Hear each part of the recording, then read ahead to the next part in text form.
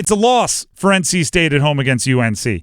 And at the end of the game, we find ourselves asking the same question.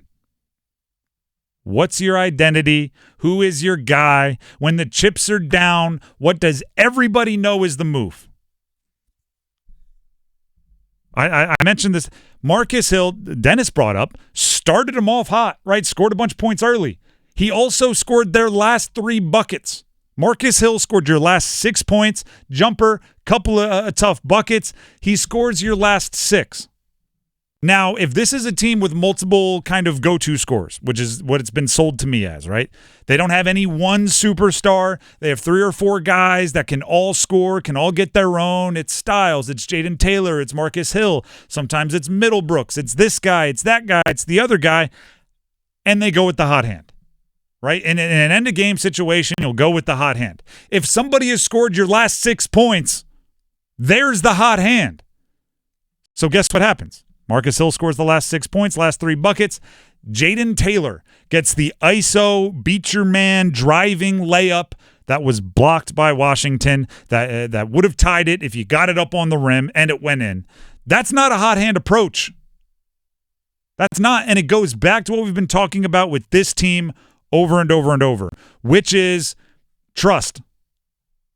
When we talked with Casey Morsell, on my the podcast that I co-host with him, Pack Therapy, the podcast, Casey Morsell, former NC State point guard, he talked about if he were to draw up kind of the lead of that offense, he said it would be Marcus Hill. And the reason why he said that was Marcus Hill is a driver. So if he drives to the bucket, people collapse, he can pass it to the open players. Right? So it's like he's the lead guy, but it's not necessarily he's going to be creating his own shot all the time. That sounds like exactly what I would have wanted to happen with about 6 seconds on the clock when you have a chance to tie it.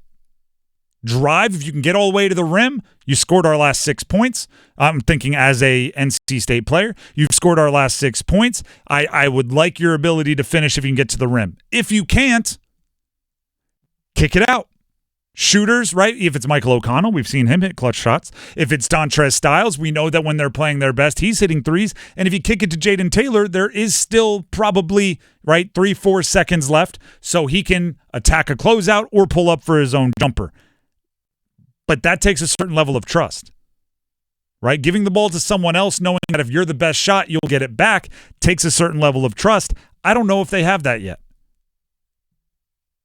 They need to trust that the right play will be made. And if you don't trust that, you're just going to get your hands on the ball and take it into your own hands and do all of the things that scorers do when they're pressing. Now, right, Kevin Keatts will play here. He was a little disappointed the final shot wasn't reviewed for goaltending, which, yeah, I guess it's a legitimate conversation to have. Here's Kevin Keatts. Let me get this out of the way. I'm a little disappointed at the end of the game that they didn't at least review it. I mean, we've had probably 3 or 4 goaltendings in the game, and I thought before the referees would run off the floor, they would review it. So that's my disappointment. I hear that, and I like that he said, like, let's get this out of the way because then you can get to the basketball conversation. I don't like the possession. And if that's a goaltend, I think you got bailed out of a possession that's not the best way to execute it. Now, in a competitive world, if you're going to get bailed out, fight for it, right? If the refs call it, like, or they don't call it, you think they should have that conversation. But it's I think there's bigger problems there. And Kevin Keatts was asked what they were trying to get on that final play, and this was his answer. Oh, no, we were running our push action where we were trying to get a ball screen into a roll replace. Cadeau did a really good job pushing Michael to his left and not letting him get to the ball screen.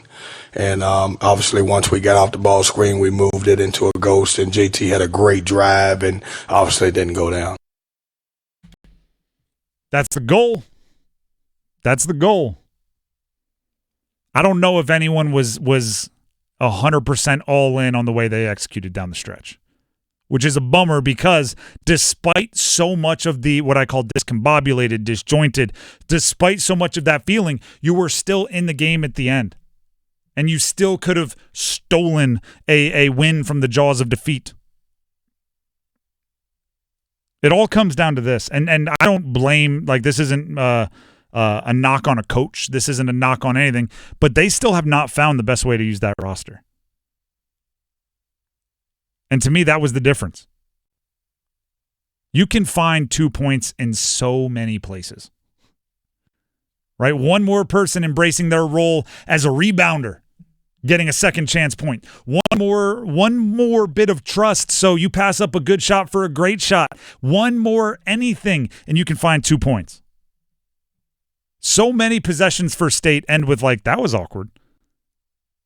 Right? They're jogging back on defense, and I'm going, like, that can't be what they wanted. So many possessions end with that. And by the way, every team, it's college basketball, right? These aren't the like peak Curry Thompson Warriors. Everyone's not going to be a work of art. It's not the dynasty Spurs with all their passing and everything else. It's not that. So every team is going to have a few like, that was awkward. But the less of those you have, the better. And right now, State just has too many of them. And the way that you limit those is by playing together a lot, having high basketball IQs, being where your teammates expect you to be. They don't turn the ball over often. Matter of fact, as of whatever it was last week, and I haven't updated the stats since the game was over the weekend, but they were the best team in the ACC as far as fewest turnovers per game. I actually think that's because they do some like double and triple checking, right? It's not because, hey, I always know where my guys are and I can throw it to them and we can be safe. It's a lot of like, all right, he's there. Okay, I'm looking. All right, can I make the pass? All right, pivot, pump fake. Here you go. It's a slow, methodical deal. You need to get to the point where it's more reaction. It's more instinct. Like I said, the good news, if there is some, is that despite all of that, and UNC doesn't have as much of that, I think they're figuring out their roles or have figured them out a little bit better up to this point. It was still close down to the end. And we opened up the phone lines earlier today for a Monday sound off. 3 or 4, and I felt like more than that, callers mentioned that the atmosphere was electric. Like you had everything going your way as far as, sticking close.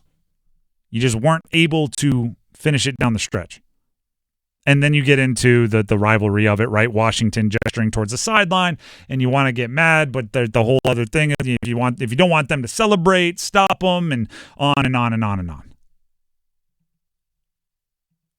Looking at your schedule, and gosh, this is very similar to last year. Looking at your schedule, I mean, I don't know if there's anything other than undefeated the rest of the way that gets you an at-large bid.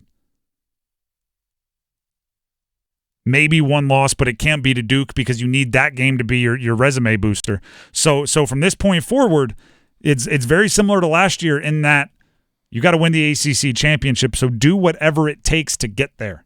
And I know last year looked fun, but to put yourself in that situation, it's not the best strategy, but you're right back there.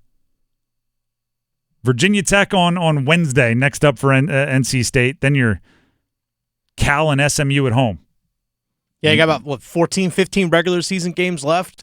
Let me see. Around there. Yeah, so around that. And you have, like you mentioned, still have one game against Duke. That's at Cameron. You're at Carolina. You still have Clemson. Still have Louisville. Well. That's a home game. That's Louisville at home. Pittsburgh at home. Like you also have Wake at home as well. Like these are ones you got to have. If there are trophy fish in the ACC, you have all of those opportunities. But the flip side of that is, you lost to Virginia, right? You lost to BYU. You got kind of rolled by Wake Forest. You've now lost to North Carolina. You're going to play better basketball. I do think there is better basketball within your roster somewhere, but you got to figure out the way to use it.